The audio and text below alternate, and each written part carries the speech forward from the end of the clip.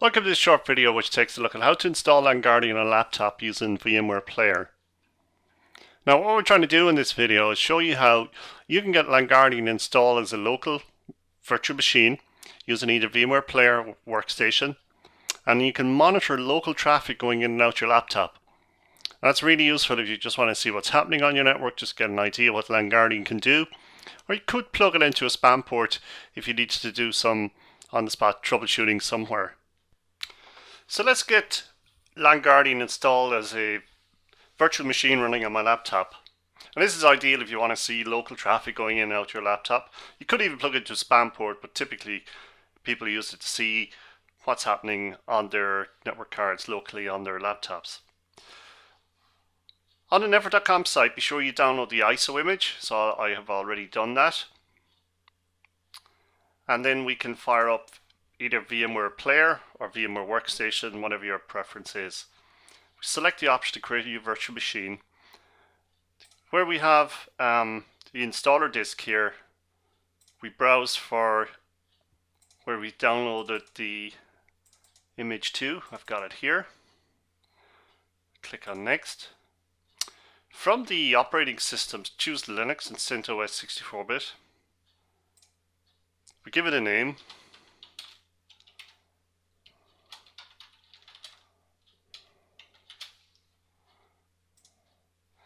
Disk size for a local machine, 20 is just fine. Now we do need to customize the hardware. Depending on what spec your laptop is, mine's got plenty of memory, 16, so I'm going to bump it up here to 4 gigs. Processors, I've got a Core, might as well give it 2. And the most important thing here is to add a second network adapter. So choose network adapter, click on Next, and I'm going to choose bridged for this second one. Just leave it connected power on. So we have 2 network adapters. One is set to NAT and the other one is set to bridged. Both are set to connected power on. Then we close that and finish. We can then power up the virtual machine. If it pops up about the VMware tools for Linux, just remind later, you don't need to install those. So it's found the installation media and it's going to start the first wizard. There's 2 wizards to complete. Both just take a couple of minutes. And we get started. So just want to continue with the installation, type yes. There's just 1 disk found, so we type 1 and return. Show you want to continue, yes.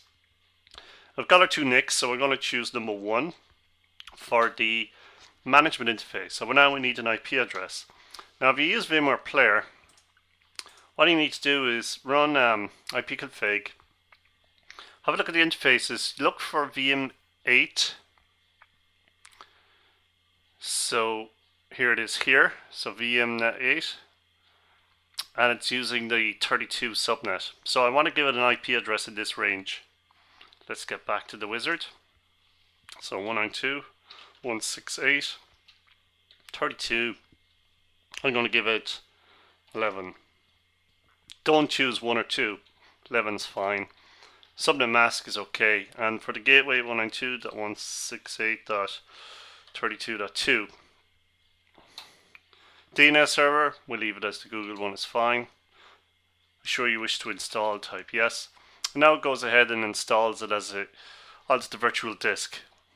This will take about typically a minute, maybe even less. And now it asks us to restart the computer. Just press return. Before you do anything else, just wait at the console here. It takes about a minute or less. You need to wait for it to boot up, and it'll tell us on screen to go to a browser to finish the install. Okay, it now tells us to go to the browser. So let's go ahead and do that.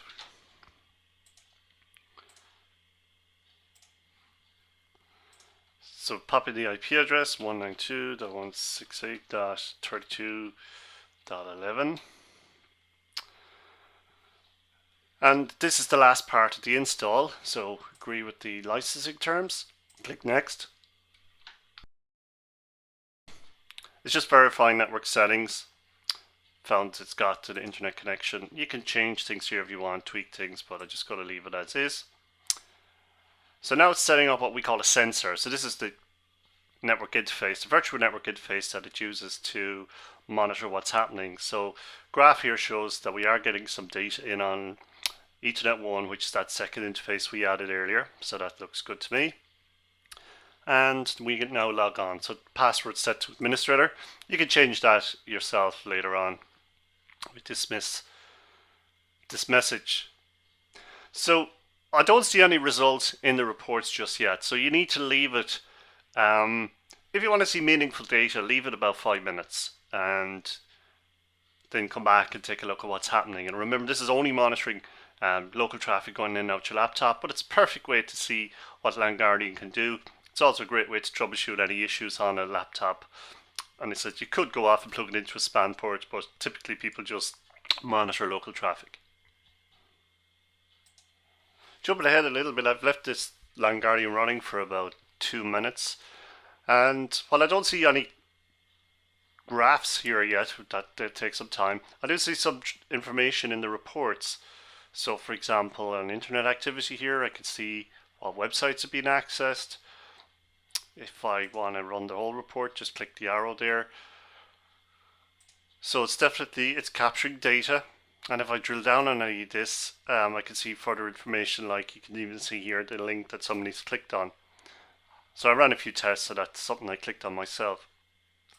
So that is now monitoring local traffic going. Here's the graph starting to appear, so it looks a bit strange yet, but they're starting to plot data. So that within a couple of minutes I've got some meaningful data that I can take a look at, drill down, see what's happening on this, what connections this laptop is making.